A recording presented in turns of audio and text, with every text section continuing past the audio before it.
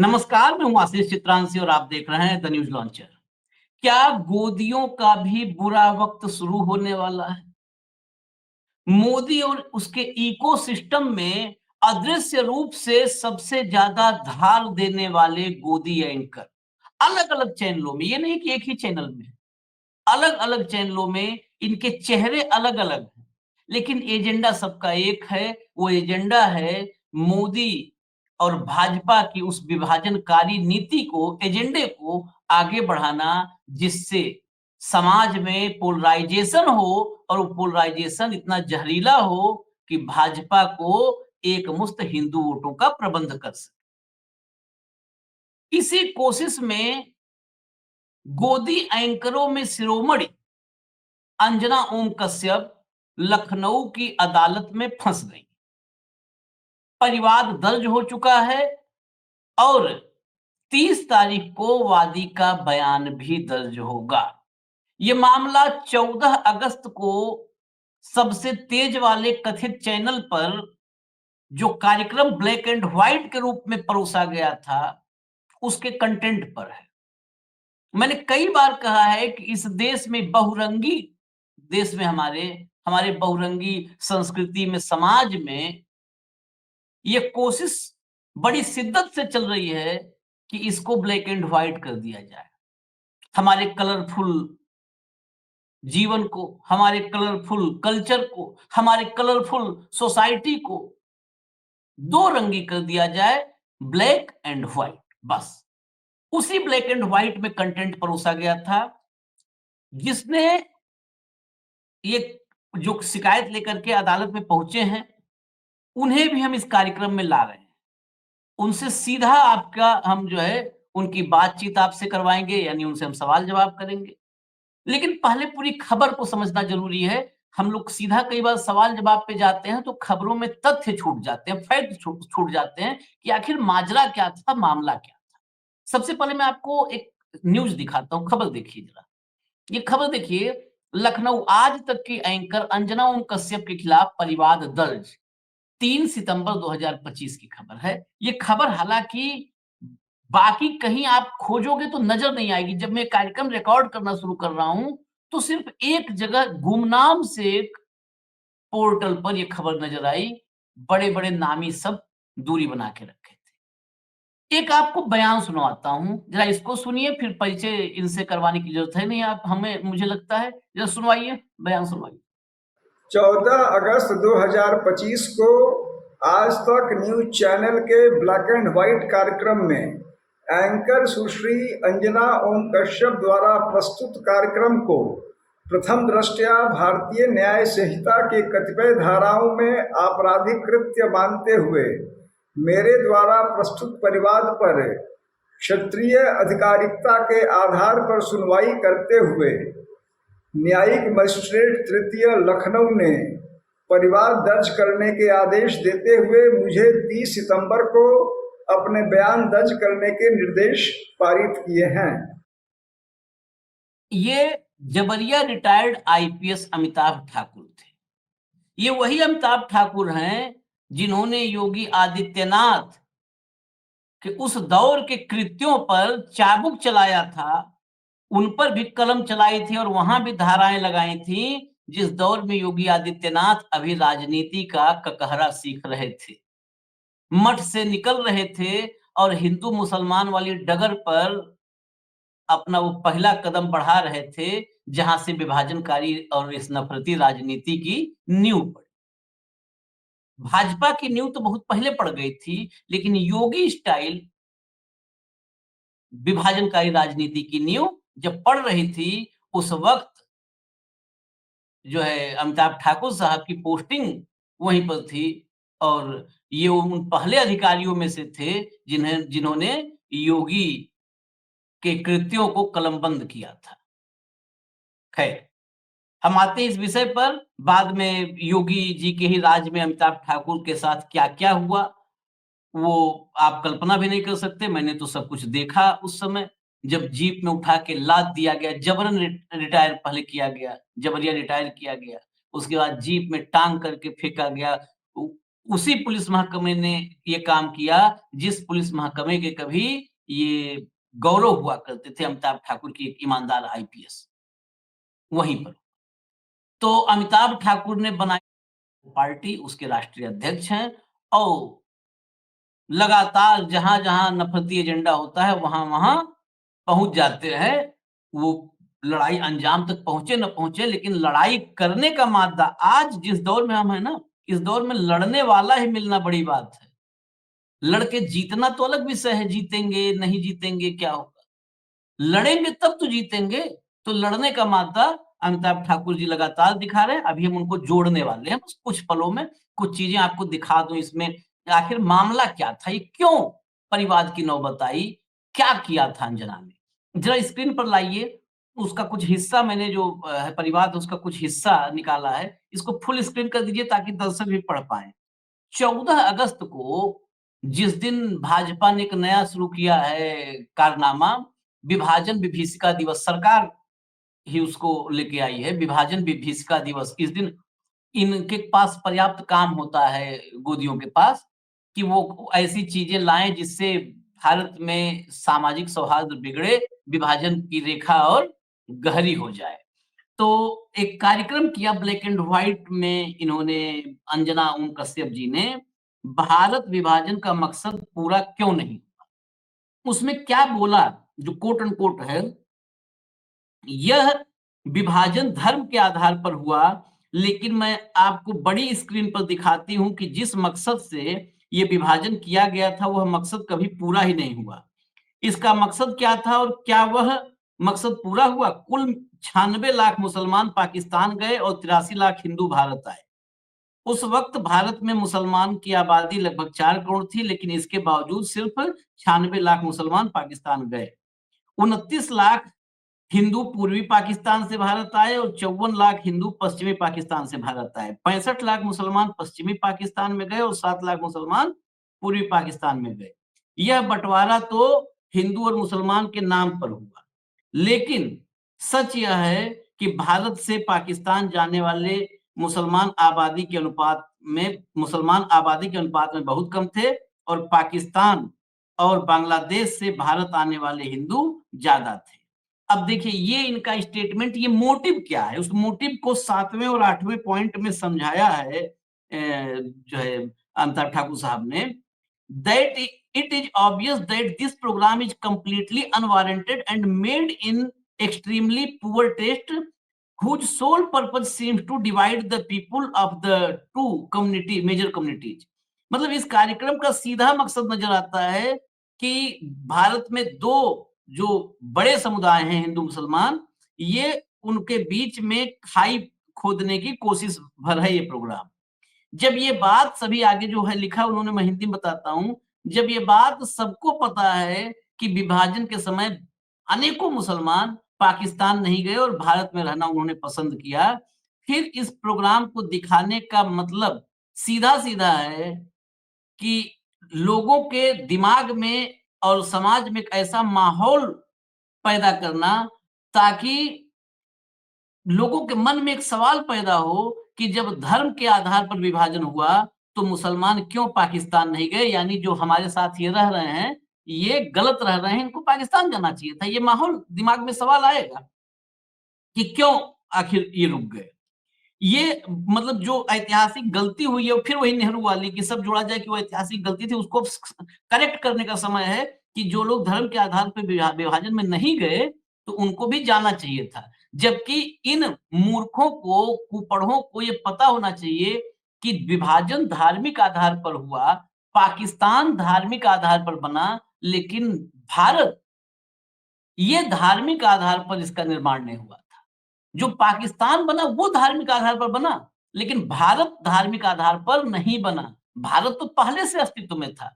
उससे वो जो कट्टरपंथी या ऐसे लोग थे, विभाजनकारी लोग, द्विराष्ट्र वाले, उसमें तमाम हिंदू महासभा के भी लोग थे जो द्विराष्ट्र सिद्धांत को मानते थे, जो वही इन्हीं के पूर्वज, इन्हीं के मार्गदर्शक जो आज राज कर रहे हैं, वही थे द्विराष्ट्र के सिद्धांत से सहमति जताने वाले।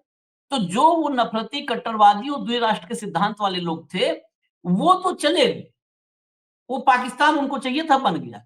लेकिन भारत इस कीमत पर नहीं बना कि अगर पाकिस्तान बनेगा तो भारत एक हिंदू राष्ट्र होगा, नहीं। ये हमारे पुरखे, मैं ये नहीं कहता हूँ भाजपाइयों और संघियों के पुरखों की बात नहीं करता, मैं अपने पुरखों की, जो हमारे पुरखे थे, वो इस देश को एक सेकुलर राष्ट्र के रूप में, धर्मनिरपेक्ष राष्ट्र के रूप में देखना चाहते थे, जहां पर जो भी है वो इस देश का है, जो इस देश में है वो इस देश का है, वो ऐसा देखना चाहते थे।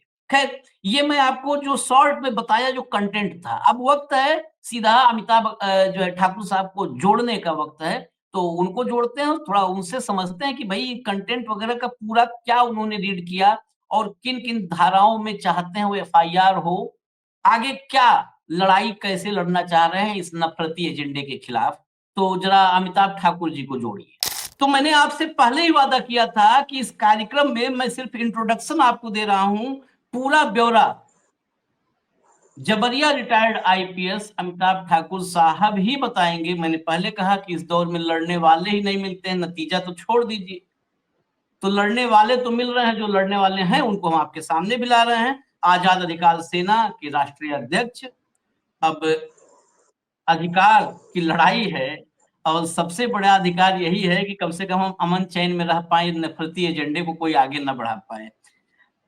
ये जो है सर कहाँ तक मामला पहुंचा है, मैं चाहता हूं थोड़ा सा ये डिटेल जो बेसिक है ना, ये दर्शकों को पता चले कि आपने कब ये कंप्लेन की, उसके बाद क्या उसमें एक आध हियरिंग हुई, हियरिंग में क्या हुआ, थोड़ा ब्यौरा बताइए, तब हम कंटेंट पे जाते हैं। ठीक है सर, मैं जो जो उसकी न्यायिक स्थिति है और जो हमने परिवाद प्रस्तुत किया है उसमें क्या तथ्य है, मेरा क्या आरोप है, मैं इन चीजों को सूक्ष्म में प्रस्तुत करता हूं। तो मुख्य बात यह है, जो इसकी इसकी पृष्ठभूमि जो बुनियाद है वो ये है कि 14 अगस्त को एक जो कार्यक्रम प्रसारित हुआ था, ब्लैक एंड व्हाइट शीर्षक जो प्रोग्राम है, ये सुश्री अंजना कश्यप इसको उनको प्रस्तुत करती हैं। उस कार्यक्रम के के संबंध में मुझे भी तमाम जगहों से मालूम हुआ, मैंने उसे देखा और उसमें जो यह बंटवारे का मकसद पूरा हुआ संभवतः इस शीर्षक से। उस दिन एक कार्यक्रम उस शीर्षक से था। वो जो कार्यक्रम मैंने देखा उसमें मुख्य रूप से एक यह कहा जा रहा था, उसका सार संक्षेप यह था कि जब धर्म आधारित बंटवारा था, जैसा कि क्लेम हो रहा था, सुश्री कश्यप जो कह रही थी उनका क्लेम यह था, जब धर्म आधारित बंटवारा था तो मकसद पूरा नहीं हुआ। मुसलमान यानी एक वर्ग विशेष के लोग अभी भी यहाँ अच्छी संख्या में रह गए। यह एक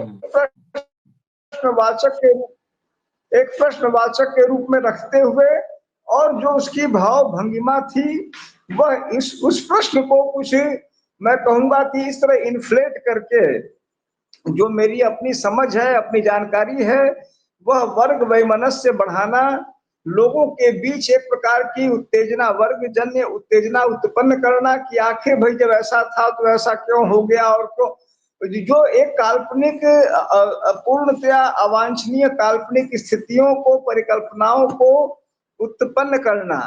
और उस प्रकार जो जिनकी जैसे सोच, एक तो व्यक्ति की खुद से ही सोच होती रहती है, कुछ ना कुछ हमेशा वर्गगत जातिगत सोच आदमी के मन में होता है।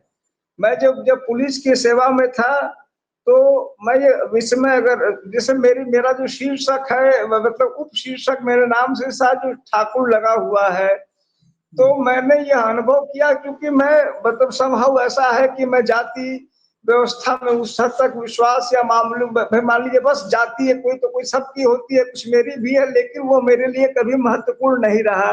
मैं उसको लेके कोई ये नहीं सोच पाया। तो मैंने महसूस किया, आपको मैं बताऊं, मैं एसपी देवरिया था। यह बात इसीलिए कह रहा हूं कि उससे इसका मतलब है सीधा। और एक व्यक्ति मेरे प्रति बड़ा ही दुर्व्यवहार किया, मैंने अच्छी भावना नहीं रखता था। एक दिन वह सुबह सुबह मेरे पास उछलते हुए आया और बोला, भाई साहब बड़ी मुझसे गलती हो गई, मैं आपको बड़ा गलत इंसान समझ रहा था, मैं आपको फला जाति का समझ रहा था, जबकि आप फला जाति के हैं और आप तो बड़े अच्छे आदमी हैं। और मैं वह नहीं समझ पाया कि केवल जाति बदलते ही मैं अच्छा आदमी कैसे हो गया। मतलब वही कल रात से आज तक में कुछ नहीं बदला था, उनकी निगाह में जाति बदली थी, जबकि ये सही है कि वो बाद वाली जाति मेरी गलत समझे थे, लेकिन जो भी समझे उछलते हुए आए, गदगद थे। तो कोई मुझे इसीलिए अचानक से करने, ये सब इंसान के अंदर कहीं ना कहीं दमित भावनाएं होती हैं, आप उसको जानबूझ के उभारने का, तभी हमारे कानून ने इस प्रकार के जो प्रावधान दिए कि आप जातिगत धर्मगत टिप्पणियां नहीं करेंगे, क्योंकि कानून जानता है कि यह मानव सुलभ दुर्बलताएं हैं, कमजोरियां हैं। आम जो है भैया कि बहुत पढ़े लिखे लोगों को छोड़ दीजिए, तो आम व्यक्तियों को अगर कह दीजिए कि फला किसी जगह एक वर्ग के बीच कहिए, किसी जाति वालों को कहिए, मैं कई जातियों की मैं वही कह रहा था, उसी से जोड़ना चाहूंगा। मुझे कई जाति के लोग अपने यहाँ मुख्य अतिथि वो समझते थे कि हमारे ही जाति का है अपने यहाँ, और मैं सभी को हाँ कह देता था, चला जाता था, उनकी सुनता था। और सब जाति वाले में एक ही बात देखा हमने, सब कहते थे कि हम लोग बड़े भोले हैं और बाकी सब बहुत ही बदमाश है, और हमको भी संगठित होना है। सभी मैं कई जातियों में ये इस ठाकुर के रूप में मैं कई जातियों के उनके में गया और सब में मैंने की, तो मुझे यह लगा कि आखिर सब एक ही हैं, सब यही समझ रहे हैं कि दूसरा बड़ा चालाक है, हम बड़े भोले हैं, और सबके अंदर एक ही मतलब पिपासा भी एक ही है और कष्ट भी एक ही है। तो उसको जगाने की जगह जिम्मेदारी के स्थान पे है, जहां आप हैं हम हैं, तो हमारी जिम्मेदारी है कि हम उसका शमन करें, न कि उसको उबाल दें। लेकिन जो जिस तरह इन्होंने किया और तमाम और लोग भी कर रहे हैं, मैंने इस विशेष कार्यक्रम को जानबूझकर वर्ग वैमनस्य की ओर इंगित करने, वर्ग वैमनस्य की ओर चिन्हित करने, वर्ग वैमनस्य की ओर बढ़ाने का संदर्भ पाया। और मैंने जो एक परिवाद के रूप में प्रसिद्ध भारत बीएनएसएस जो है भारतीय न्याय नागरिक सुरक्षा संहिता 190 में एक परिवाद प्रस्तुत किया है, जो न्यायिक मजिस्ट्रेट तृतीय कोर्ट में है इस समय। इसमें टेरिटोरियल ज्यूरिसडिक्शन पे, क्षेत्रीय अधिकारिकता पे बहस थी निर्धारित, और उस बहस में मतलब मुझे यह साबित करना था कि यह यहाँ पर क्यों सुना जाए, जबकि मामला मान लीजिए कि जो भी एंकर है वो नोएडा में है। तो मैंने उसमें 3 दृष्टांत उसमें प्रस्तुत किए थे, और तीनों, और वह भी समझ लीजिए, वह भी मैंने एक प्रकार से इस रूप में रखा, क्योंकि यह समझ में कि कहीं ना कहीं हमें अब सिस्टम में, न्यायिक सिस्टम भी एक हिस्सा है, और उसे बिल्कुल काट के, जैसे कल ही का जो निर्णय है, तो बहुत लोग उसको लेके भाई माने बहुत लोग कष्ट में है, बहुत लोग आनंद भी मना रहे हैं, जो जो जो उमर खालिद का है, वे ऐसे निर्णय न्यायिक व्यवस्था को भी सवाल में लाते हैं। तो मैंने 3 दृष्टांत उसमें प्रस्तुत किए, और तीनों एक ही व्यक्ति से जुड़े हुए हैं, जो मेरी निगाह में जिस पर अब शायद 40 की 45 मुकदमे हैं, राहुल गांधी जी। कोई ऐसा गांव शहर नहीं होगा जहां उनपे मैंने 3 मुकदमे, एक मुकदमा उनपे चल रहा है वीर सावरकर जी वाला, जो हम सभी जानते हैं। राहुल गांधी ने यह भाषण दिया लंदन में, मुकदमा चल रहा है पुणे में, टेरिटोरियल जुरिडिक्शन की बात न मानी गई, न कही गई, न उसकी जरूरत थी वो एक्चुअली, क्योंकि यह नहीं, अब नियम ही, सच्चाई भी यह है कि हम कहीं, जैसे हम और आप बात कर रहे हैं, जब आप प्रसारित कर देंगे और अगर कोई कोडरमा में सुनेगा, तो कोडरमा में यह मुकदमा हो सकता है, यह कानून है। लेकिन ऐसा उसमें भी हुआ। दूसरा हमने एक बताया पुनः राहुल गांधी जी का, जो आपके लखनऊ के कोर्ट में चल रहा है, लखनऊ का कोर्ट है, यह भाषण उन्होंने दिया अरुणाचल प्रदेश में, मुकदमा चल रहा है लखनऊ में। और तीसरा संदर्भ हमने दिया, एक सुल्तानपुर में उनको मुकदमा चल रहा है, जो बेंगलुरु में उन्होंने अमित शाह के लिए कहा, और भारतीय जनता पार्टी के एक व्यथित व्यक्ति ने सुल्तानपुर में मुकदमा लिखवाया, और वो चल रहा है। तो यह 3 दृष्टांत दिए कोर्ट ने। इसमें मेरे, जहां तक मेरी जानकारी है, 31 तारीख अब इसमें अग्रिम कार्रवाई के लिए, परिवाद के रूप में अग्रिम कार्रवाई के लिए कोर्ट ने निर्धारित किया है। अब इसमें बयान देना, अपने साक्ष्य प्रस्तुत करना, यह मेरा दायित्व होगा। मैं यह नहीं कह रहा हूं कि कोर्ट ने यह अब समन जारी कर दिया है और हमारी बात को सही मान लिया है, यह वह स्टेज नहीं होता है। आप चूंकि जानकार व्यक्ति हैं, औसतन आदमी जैसे जैसे ही मुकदमा आप डालिए कि कै साल जेल कै साल सजा के, यहाँ किसको जेल किसको सजा हो रही है, लेकिन प्रक्रिया की दृष्टि से इस समय यह है कि अभी टेरिटोरियल जुडिक्शन वाले के बाद का स्टेज, फिर अब बयान और साक्ष्य की स्थिति अब शुरू होगी। लेकिन मैं अब इस केस से अलग हट करके आपसे एक सवाल लूंगा। अमिताभ सर, दरअसल ये एक जो अभी जिस पर आप गए, अदालत में गए हैं, ये एक सैंपल है उस बड़े ऑपरेशन का। एक बड़ा ऑपरेशन देश में चल रहा है, उसका एक छोटा सा हिस्सा सैंपल है, जो मुझे लगता है इस देश में, क्या लगता नहीं है कि आगे आप देख रहे होंगे इतिहास में तमाम संशोधन हो रहे हैं, इतिहास की किताबों में, एनसीईआरटी में, क्या ऐसा नहीं लग रहा है कि आने वाले कल में रोमिला थापर, बिपिन चंद्र को छोड़ करके, रमेश चंद्र को छोड़ करके लोग अंजना ओम कश्यप से इतिहास पढ़ेंगे, ये इतिहास तय करेंगे? और ये उसका भी हिस्सा मुझे लगता है कि आप देखेंगे 15 अगस्त हम लोग आजादी का जश्न मनाते चले आ रहे हैं। आजादी के जश्न से ज्यादा महत्वपूर्ण किसी और चीज को बनाने की कोशिश भी है। 14 अगस्त को इस सरकार ने विभाजन विभीषिका दिवस के रूप में मनाना शुरू किया। विभाजन विभीषिका दिवस, ये विभाजन विभीषिका दिवस, ये एंकर जो भी ऐसे एंकर हैं, ये अब मैं अंजना ओम कश्यप जैसे एंकरों को या एंकरनियों को मैं उनको एक व्यक्ति नहीं मानता हूं, वो विचार का प्रतिनिधित्व करते हैं, वो उस विचार का प्रतिनिधित्व करते हैं जो देश में विभाजनकारी रेखा को और मजबूत कर रहे हैं और गहरा कर रहे हैं। मैं एक ही लाइन दर्शकों से कहूंगा, जो वो कार्यक्रम देख करके जिनके मन में लगा होगा कि यार मुसलमान तो गलत है, इनको बाहर कर देना चाहिए। पाकिस्तान धर्म के आधार पर बना था, लेकिन भारत धर्म के आधार पर नहीं था। पाकिस्तान बना धर्म के आधार पर। द्विराष्ट्र सिद्धांत के जो भी प्रतिपादक या समर्थक थे, उसमें से एक तो आज सत्ता में ही है, उनके पुरखे भी थे उसी द्विराष्ट्र सिद्धांत के समर्थक।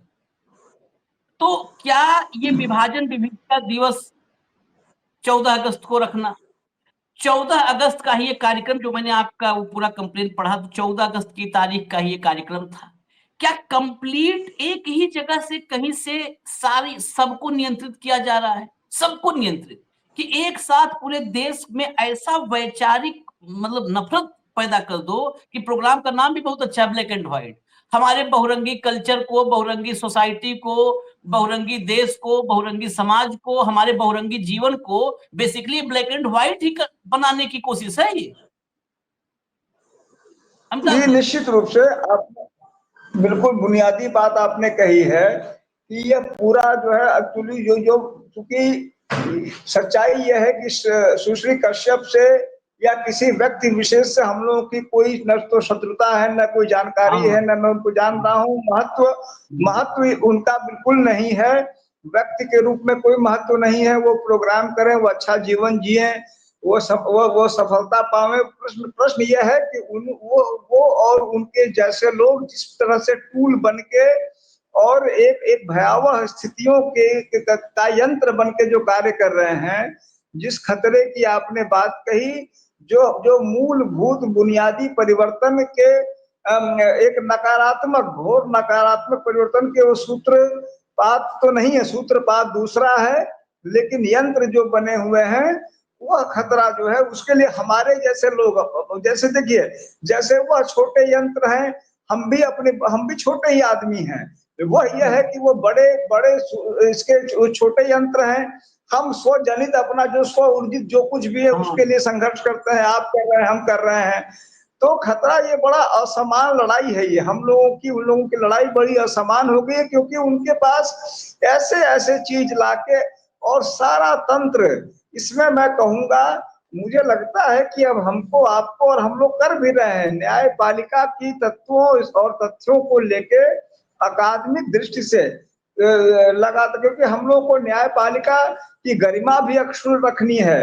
आपको मैं बताऊं, यह नहीं कि जो दूसरा पक्ष है वह न्यायपालिका के साथ अभद्रता नहीं कर। मैंने, हमारी पत्नी ने, नूतन ठाकुर ने एक केस किया है यहाँ पर। एक बार यहाँ एक जज थे, इलाहाबाद हाई कोर्ट में चीफ जस्टिस थे, उन्होंने जो योगी आदित्यनाथ जी ने एक कोई कानून बनाया था फोटो लगाने वाला, पोस्टर लगाने वाला उपद्रवियों का, उसको टर्न डाउन कर दिया था। कोई जस्टिस माथुर नाम था शायद उसका, उनको खुलेआम माँ बहन की गालियां दी थी इस पूरे यंत्र ने, और उसको ट्विटर पे ट्रेंड कराया था खुलेआम, जिसको कहते हैं कि यह कर दूंगा वह कर दूंगा। कोई शब्द ऐसा नहीं था जो उनके लिए नहीं प्रयोग किया गया। तो जब इनकी इच्छा होती, कुछ दिन मैंने उसमें भी एक एफआईआर के लिए दे रखा है, कुछ लोगों ने कुछ दिन पहले एक ट्रेंड चलाया सुप्रीम कोठा, जिससे कि जब हाँ अपने मन, जैसे कल का निर्णय हमें नहीं, मुझे नहीं अच्छा लगा, लेकिन मैं यह तो नहीं कर रहा हूं, मैं उसकी आलोचना मात्र कर रहा हूं, लेकिन जो ताकत में लोग हैं उनको नहीं अच्छा लगता है तो सीधे सीधे उसको कोठा कह देंगे, उनके लिए माँ बहन की गालियां देने लगेंगे, उनके बिल्कुल साथ पुश्तों तक चले जाएंगे, यानी उनको डराने धमक। लेकिन दिक्कत क्या है कि खुद जो न्यायपालिका है उनकी रक्षा के लिए तो हम आते हैं, जब उनको जब जब गाली पड़ी मैंने कई बार देखा। अब जैसे कुछ दिन पहले आप देखिए निशिकांत दुबे जी जो है, डॉक्टर निशिकांत दुबे, उन्होंने किस तरह की भाषा का प्रयोग किया।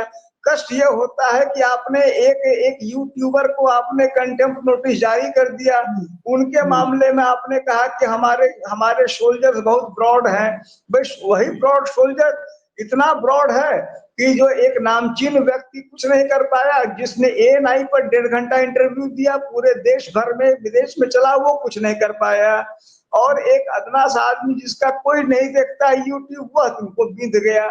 इस विरोधाभास से न्यायपालिका को अपनी गरिमा, उनकी गरिमा भी अब हम लोग को बचानी है, लेकिन उनको आईना भी दिखाना होगा। एक बड़ी जो है एक दुर्गम स्थिति हो गई है कि सत्ता के जो विभिन्न यंत्र थे, मैंने ये क्या बोलते हैं, जो आप लोग हैं जिसको फोर्थ पिलर कहते थे, वह भी सत्ता का एक यंत्र भी, स्तंभ भी था। उसकी स्थिति, न्यायपालिका की स्थिति, अब तमाम आयोग वगैरह हैं उनकी स्थिति, महिला आयोग को देख लीजिए, राष्ट्रीय महिला आयोग, अभी अगर वेस्ट बंगाल में कुछ होगा, उछल के कूदते हुए चली जाएगी, आपके यहाँ उत्तर प्रदेश में हो जाएगा, वो बोलेंगे अरे भाई जो है योगी जी हैं देख लेंगे। अरे अगर योगी जी देख लेंगे तो ममता बनर्जी भी देख सकती हैं। तो यह जो दोहरापन हो गया है व्यवस्था में, वह बहुत खतरनाक है। और मैं इतना कह सकता हूँ, ज्यादा नहीं कह सकता, क्योंकि कांग्रेस की जब सरकार थी तब भी मैं इसी विरोधी खेमे में था जहां मैं आज हूँ, और तब तमाम लोग मुझे कहते थे कि ये भाजपा का आदमी है, एजेंट है आरएसएस का, और ये आईपीएस नहीं है, एजेंट है। तब आज भी, आज अब कहते हैं कि इसका है उसका है, जो भी है, लेकिन तब मैं उस तरह की चीजें नहीं महसूस करता था। उस समय मैं यह आपके माध्यम से इतना जरूर कहूंगा कि एक विरोध करने का स्कोप उन्होंने हमेशा दे रखा था कि तुम विरोध कर सकते हो। अगर ये स्कोप नहीं होता तो अन्ना आंदोलन नहीं होता, 15 मिनट नहीं लगता। एक हल्की सी रात में, तो जो रात में जब पुलिस पहुंची थी तो जो एक बहुत बड़े बाबा थे, कैसे मतलब क्या बन के कैसे उड़नछू हो गए, आपने हमने सब ने देखा कि बाबा जो है बाबा दादी हो गए और दादी बन के भाग गए। तो इसीलिए जो है यह नहीं था कि उसको नहीं हटा सकती थी और सरकार डर जाती। सरकार ने विरोध का हमेशा एक महत्व समझा था।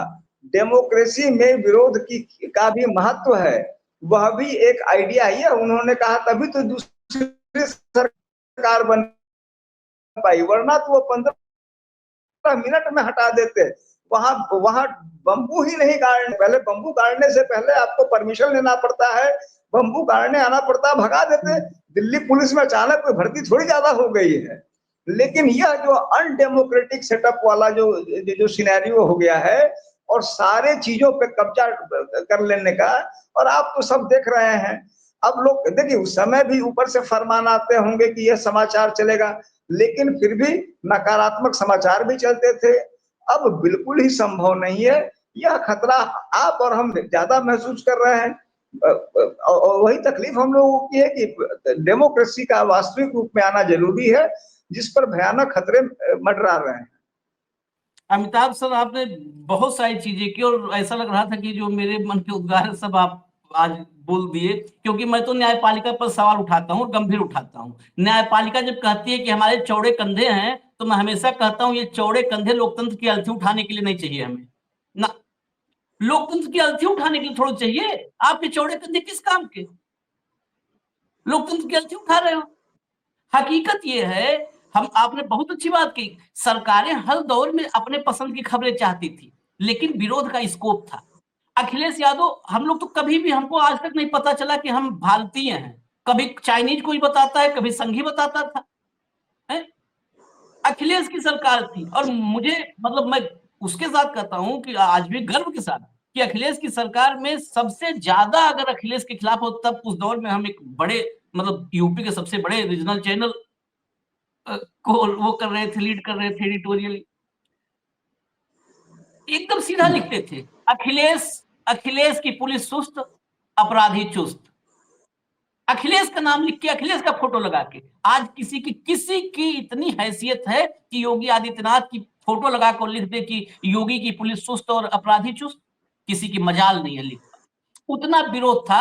लेकिन कभी हमें ये डर नहीं लगा कि अखिलेश यादव हमको रासुका और गैंगस्टर लगा देगा, हमें जेल में डाल देगा वो आदमी, नहीं, कभी नहीं लगा, कभी नहीं लगा। आज डर लगता है, लेकिन उस डर से हम अपने आप को चाहते हैं कि आगे रहें, उस डर से, उस डर को हावी अपने ऊपर ना होने दें। न्यायपालिका की आपने, मैं बड़ा क्लियर, एक दिन सुप्रीम कोर्ट में मुझे बस बोलने के लिए 2-4-5 मिनट बोलने के लिए, अधिवक्ताओं का एक सुप्रीम कोर्ट के गैदरिंग थी, उसमें बुलाया, तो मैंने सुप्रीम कोर्ट में ही उस परिसर में मैंने कहा, मैं कहा वो दौर है अब जब न्यायपालिका, कार्यपालिका और विधायिका, ये तीनों बनाया था संविधान की, तीनों में चेक एंड बैलेंस होगा, ये तीनों एक ही थाली में 56 व्यंजन परोसा हुआ और एक ही थाली में खा रहे हैं, एक दूसरे की रोटी तोड़ के खा रहे हैं। और चौथा जिसे आपने कहा स्तंभ, जो है मीडिया, ये जूठन का इंतजार कर रही है कि ये तीनों खा के उठे तो जूठन बचे तो वो चाटे।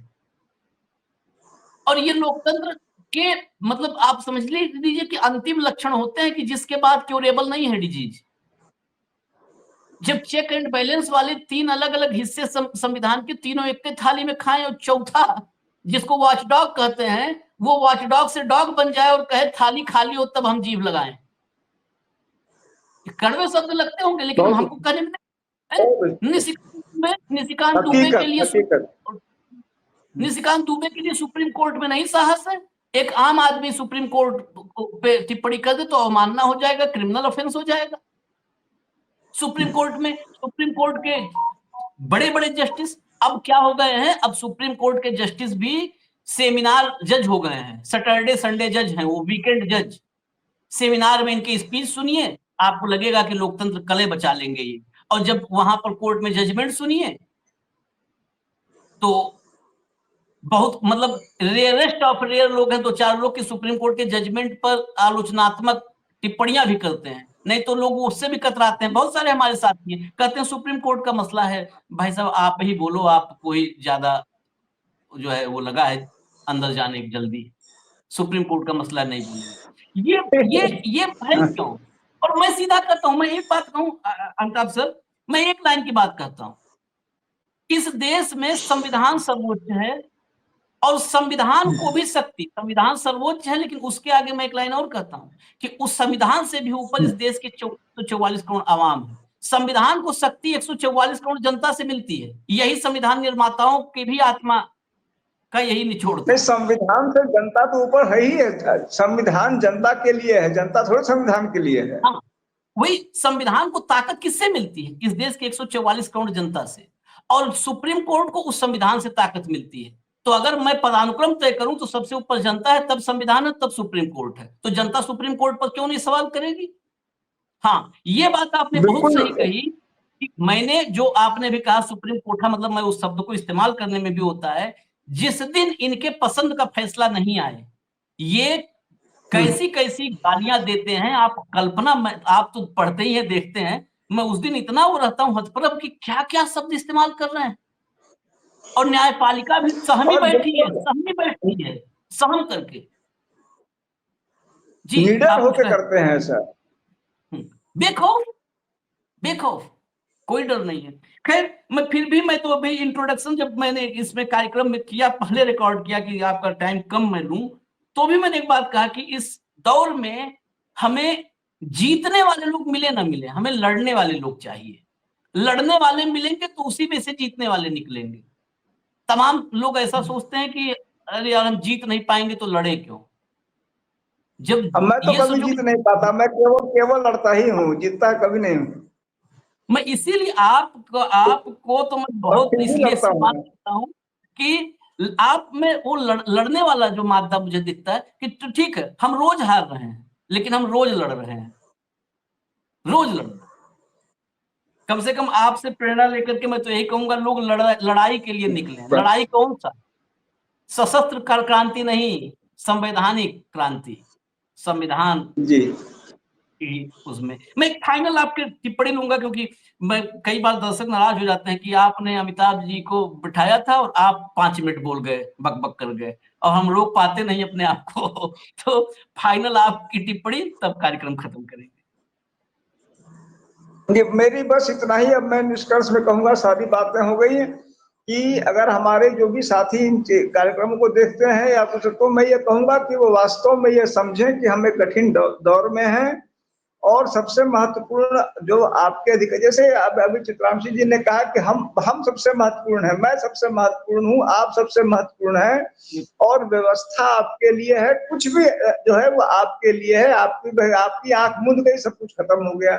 तो अपने अधिकारों को हम सभी पहचाने, और किसी के गुलाम अपने आप को न समझें, किसी के गुलाम न समझें। और जो गलत हो रहा है, जितनी ताकत है, जितनी भी है, कुछ ना कुछ ताकत तो हर व्यक्ति को है, हम उसका अवश्य विरोध करें। मैं यह मानता हूं, यह भी मैंने किया, यह जानते हुए कि भाई वो बड़े लोग हैं, कितने बड़े लोग हैं, और मैं कुछ नहीं कर पाऊंगा। लेकिन अगर मुझे लगा कि गलत है, अगर मुझे लगा कि एक अनावश्यक वर्ग वैमनस्य फैलाने का प्रयास हो रहा है, तो मुझ जैसे अदरणीय आदमी से जो हो सकता है मैं अवश्य करूं। तो हमारे साथी जो जैसे जो जो आपके कार्यक्रम लगातार देखते हैं और आप ये बात लगातार कहते हैं, तो मैं ये जरूर कहूंगा कि हम सबों को यह मादा और जरूर पैदा करना चाहिए कि हम अपने अधिकारों के लिए भी लड़ें और गलत का विरोध करें। मैं बस यही कहूंगा सर। धन्यवाद सर, बहुत बहुत धन्यवाद। और आपके ये जो आप जो लड़ाई लड़ रहे हैं कहीं भी किसी भी स्तर पर, मैं तो हमेशा आपको भले फिजिकली ना दिखूं, लेकिन आपके उन सभी संघर्षों में अपने आप को संबद्ध करता हूं हमेशा, क्योंकि ये देश के लिए प्रणाम सर। बहुत निर्णायक दौर है, बहुत निर्णायक दौर है। बहुत बहुत धन्यवाद सर, बहुत बहुत धन्यवाद। प्रणाम। नमस्कार।